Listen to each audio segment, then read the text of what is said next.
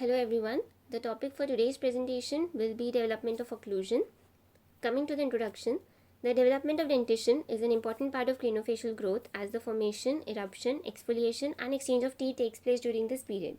This is an assimilation of facts, predictions, studies in both static and dynamic situations, the factors influencing them and their clinical implications. As we all know, humans have two sets of teeth, primary and permanent. This is the diagram which shows the stages of tooth development, bud, cap and bell stage. The formation of teeth, development of dentition and growth of craniofacial complex are closely related in the prenatal as well as postnatal developmental period. Prenatal tooth development, initiation of odontogenesis. The embryonic oral cavity is lined by the stratified squamous epithelium which is called oral ectoderm. Around the third week, first sign of tooth development is seen and along with the epithelial thickening. Around 6th week of intrauterine life, dental lamina is formed, which is a horseshoe-shaped band of tissue formed by the localized proliferation of oral ectoderm and plays an important role in development of dentition. Now it occurs in three phases. The entire deciduous dentition is initiated at second month of intrauterine life and are formed by direct proliferation of dental lamina. The permanent dentition is initiated at 5th month of intrauterine life and develops from lingual extension of dental lamina. The dental lamina elongates distal to second deciduous molar and give rise to permanent molar tooth germs.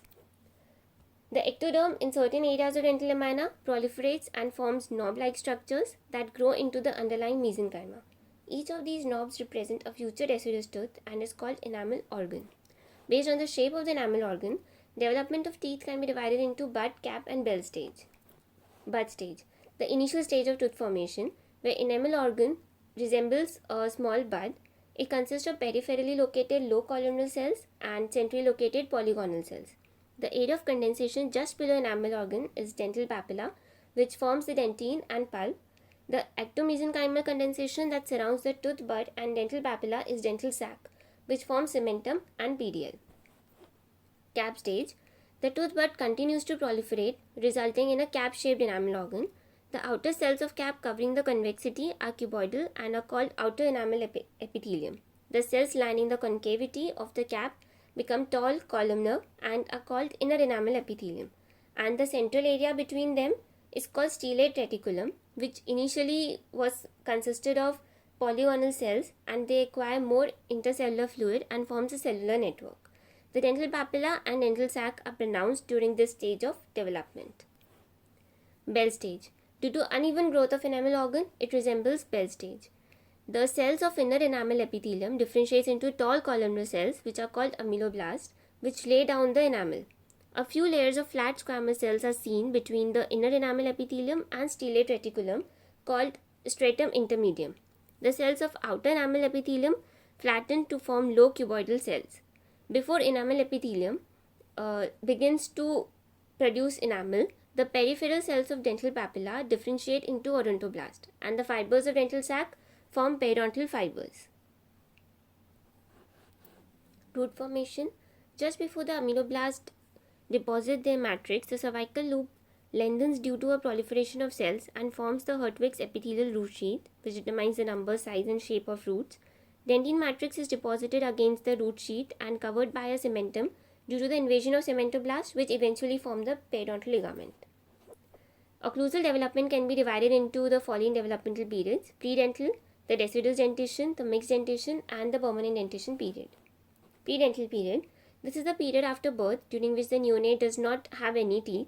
It usually lasts for 6 months after birth. It includes the gum pads, neonatal jaw relationship and status of dentition. Gum pads. At birth, alveolar process are known as gum pads, which are firm and pink and are covered by a dense layer of fibrous periosteum.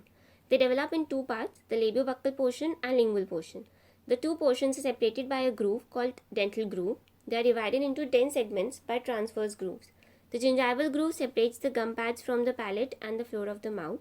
The groove between the canine and first deciduous molar is called lateral sulcus and are used to assess the relation of the jaws. Maxillary arch is horseshoe shaped and extend buccally and labially.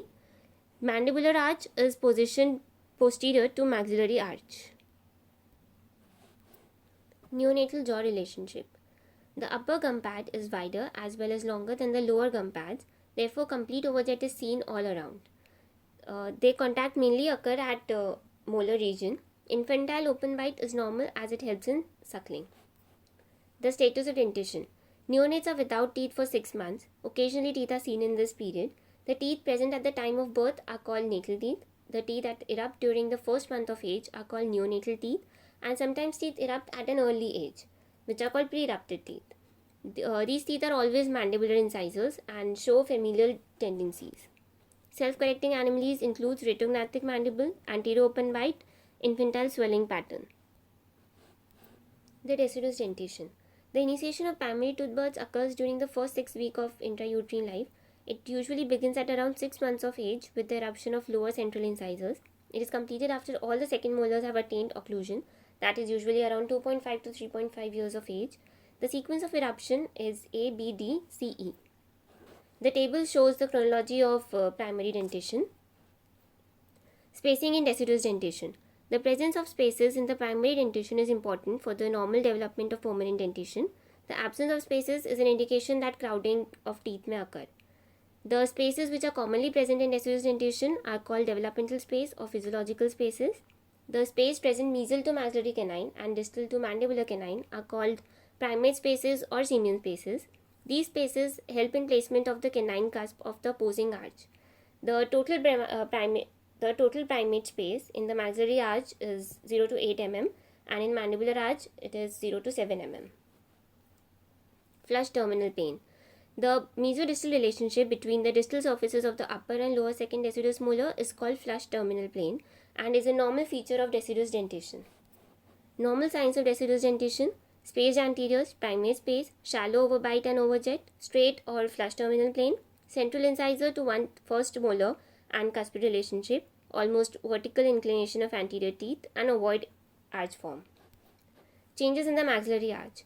The intercanine width increases by an average of 6 mm in child between 3 to 13 years of age. It continues to increase between 13 to 45 years of age by approximately 1.7 mm. In primary dentition stage, there is an increase of intermolar width of 2 mm between 3 and 5 years of age. The first permanent intermolar width increases by 2.2 mm between 8 to 13 years of age and decreases by 1 mm by age of 45. There is slight decrease in arch length with age because of the uprightening of the incisors. Changes in the mandibular arch. Between 3 and 13 years of age, the intercanine width increases by an average of 3.7 mm. Between 13 to 45 years of age, the intercanine width decreases by 1.2 mm. After the eruption of the mandibular incisors, there is little change in the intercanine width. In the primary dentition stage, there is an increase of primary intermolar width of 1.5 mm between 3 and 5 years of age. The first permanent intermolar width increases by 1 mm between 8 and 13 years of age and decreases by 1 mm by age of 45. Self-correcting anomalies of deciduous dentition. Anterior teeth bite. It is caused by the deciduous incisors, which are more upright than their successors.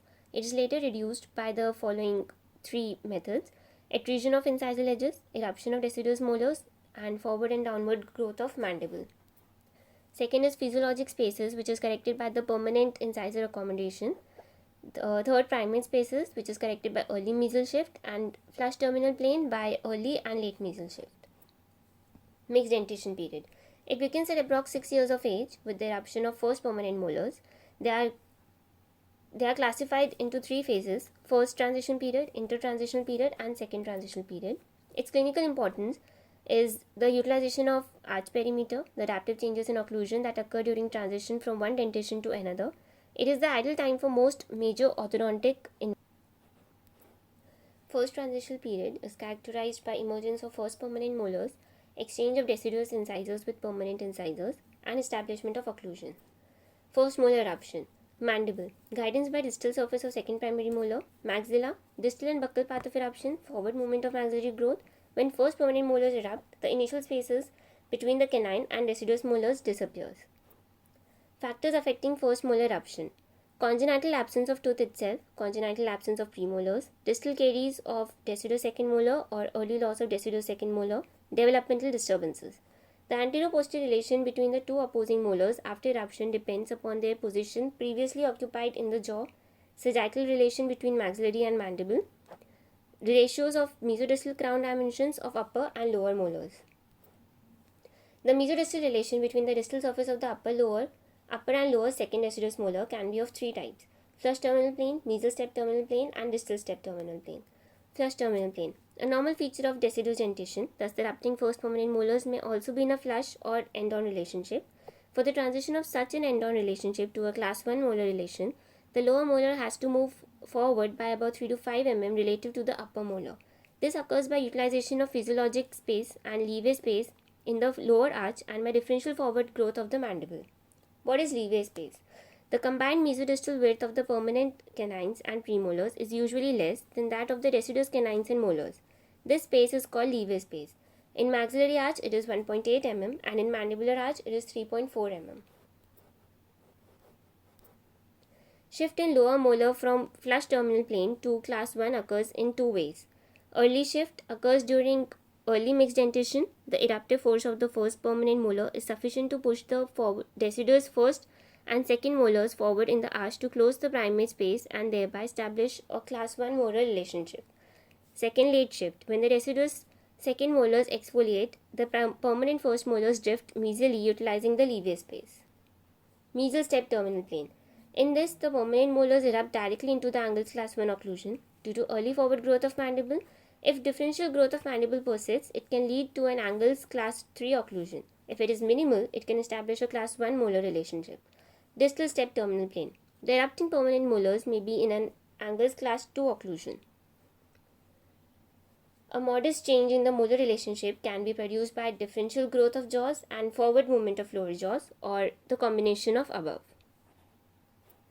Exchange of incisors. Mandibular incisors are forced to erupt. The difference between the amount of space needed for the accommodation of the incisors and the amount of space available for this is called incisal liability. For maxillary arch, it is 7 mm. For mandibular arch, it is 5 mm, and it is overcome by the following factors.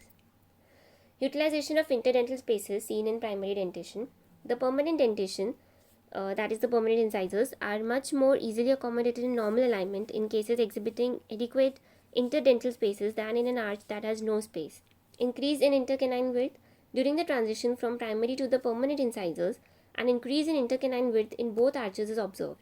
Change in incisors inclination. One of the difference between deciduous and permanent incisors is their inclination. The primary incisors are more upright than the permanent incisors. Primary incisors form an angle of 150 degree with each other, whereas permanent incisors form an angle of 123 degrees. The permanent incisors erupt more labially inclined and tend to increase dental arch perimeter. This is another factor that helps in accommodating the large permanent space. Maxillary incisors. They erupt at about 7.5 years of age. They are positioned more labial and oblique than that of mandible lateral incisors. This is in accordance to their greater labiolingual thickness and wider mesiodistal diameter. The maxilolateral incisor experience difficulty in assuming their normal position since the roots of the developing cuspids lie labial and distal to their roots. Permanent mandibular lateral incisor. Erupt at about 7.5 years of age. More problems on eruption since they are positioned further lingually. They erupt after the centrals. Now, how is this overcome? As it erupts, it displaces the primary cuspid distally and buccally to occupy the primate space, thereby increasing the intercanine width. Now, intertransitional period, which is characterized by both sets of dentition. Between permanent incisors and first molars are the deciduous canines and molars. No changes occur and it lasts up to 1.5 years. In this stage, under the influence of tongue, the mandibular lateral incisors attain the sides in the arch and their initial lingual location is eliminated. Small rotations are corrected by the pressure of tongue and lips if the spatial conditions in the dental arches permit these movements. There is wearing of deciduous teeth with adhesion of the cusp, tip and occlusal morphology approaching that of a plane. The antero-posterior relation between two jaws is not fixed in occlusion. A fixed intercusp relation is absent. No interface between the occlusal contacts are present so that mandibular teeth attain a slightly more mesial position. Second transitional period. This period starts at the age of 9 to 10 years and is terminated by the age of 12 years after eruption of second molar. It is characterized by emergence of bicuspids, cuspids and second molar and establishment of occlusion. The first mandibular bicuspid erupts at 10.5 years after the mandibular cuspid. The path of eruption is straight and vertical. In either of the jaws, the erupting premolars move up to the crown of its predecessor and finally enters it. Thus, the crown of the deciduous molar appears as a hat on the premolar crown. The buccal surface of the premolar is visible prior to the loss of the covering deciduous molar crown. Mandibular second bicuspid.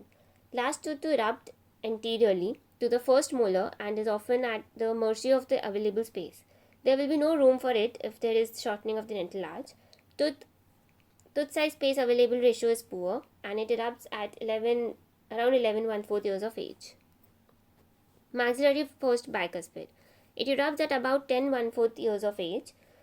Path of eruption is directed towards occlusal plane. Since the maxillary bicuspid approximates the first primary molar size and because of the sequence of eruption, the attainment of their final position in the dental arch is quite uneventful.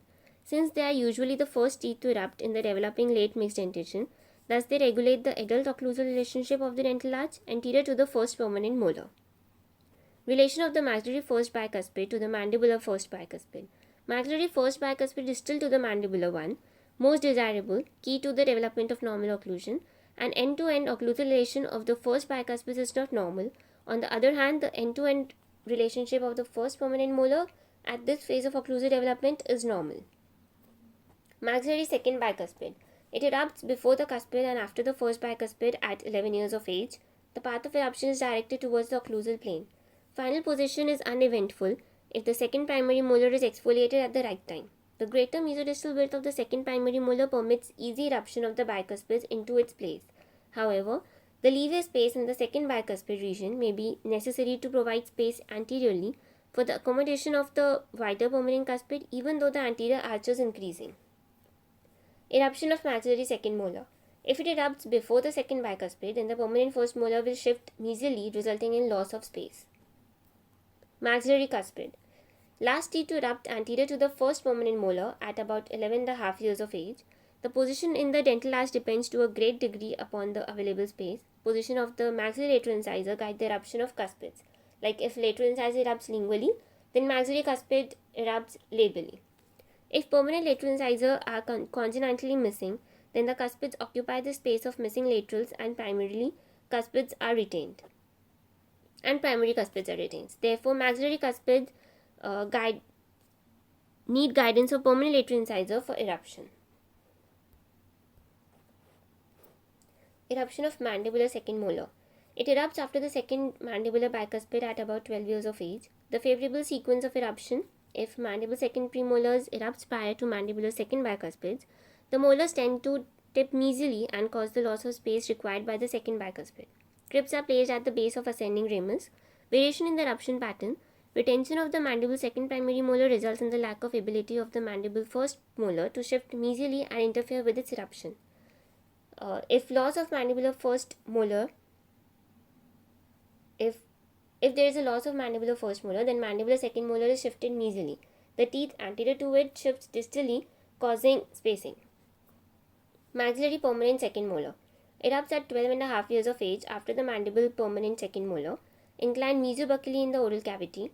Variation is seen when the second permanent molars are caught under the distal bulge of the maxillary permanent first molar. After emergence, the two are guided into occlusion by cone and funnel mechanism.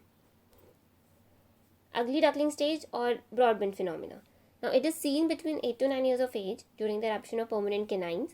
As shown in the diagram, the developing permanent canines erupt and displaces the roots of lateral incisors mesially, which transmit the force onto the roots of central incisors, which also get displaced mesially, which results in distal divergence of the crown of the two central incisors, causing a midline spacing, which is called ugly duckling stage or midline diastema, if it pertains in the permanent dentition.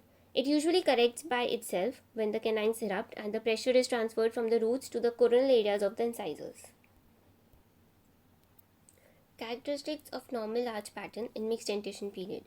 Class 1 molar and canine relationship, positively leeway space, minor or no rotations or incisor crowdings, normal buccolingual axial inclinations, normal mesodistal axial inclinations, tight proximal contacts, even marginal ridges vertically, flat occlusal plane or a mild curve of speed. Self-correcting anomalies, anterior deep bite, proprioceptive condition response of patient with slight supra-eruption of permanent molars and premature contact of pads of tissue, mandibular anterior crowding, increased intercanine width, tongue pressure, labial movement and inclination of incisors, ugly duckling midline diastema, end-on molar relation, corrected by late mesial shift with the eruption of the first permanent molar. permanent dentition period. The sequence of eruption in maxillary is 6124357 and in mandibular it is 6124357. Factors determining the tooth position: inheritable trait, presence or absence of adjacent teeth, rate of resorption of primary teeth, localized pathosis, mesial drifting tendency, muscular forces like lip, cheek or tongue, and habits. Dimensional changes in the dental arches. Width dimensional increases involves alveolar process growth totally, since there is little skeletal width increase at this time. Intercuspid width determined by measuring the distance between the crown tips of the cuspids. Arch width changes from 6 weeks to 45 years.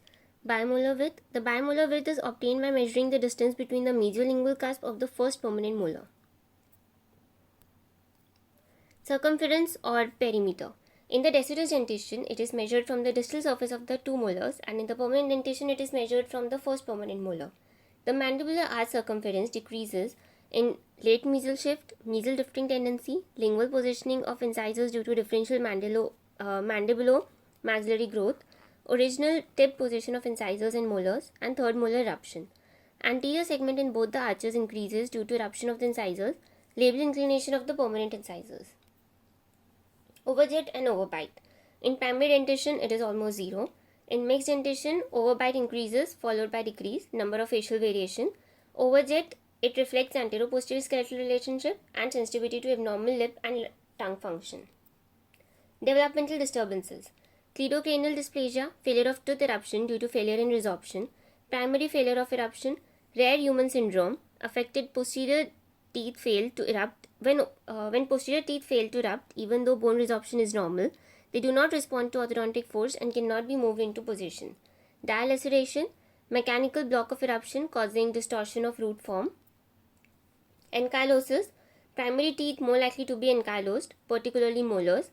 The ratio of mandible and maxilla is 2:1. Occurs during physiologic resorption. Osseous bridging and fusion between bone and dentine occurs. Failure of vertical development leading to posterior open bite. According to the number of teeth, missing or supernumerary teeth. Missing teeth, the complete absence of teeth is called anodontia. The absence of one or more teeth is called hypodontia or oligodontia. The total absence of primary and permanent teeth is seen in ectodermal dysplasia. Supernumerary teeth, the teeth is formed in axis of normal number. Result form disturbance in the initiation and proliferative stages in dental development, splitting of the permanent bud itself, and because of hereditary factors. Conclusion: occlusion, good or bad, is a result of an intricate and complicated synthesis of genetic and environmental relationship at work throughout the early developmental stages of childhood and young adulthood. Understanding the concept can have a far-reaching implications in diagnosis, treatment planning, and prognosis of malocclusion. Thank you.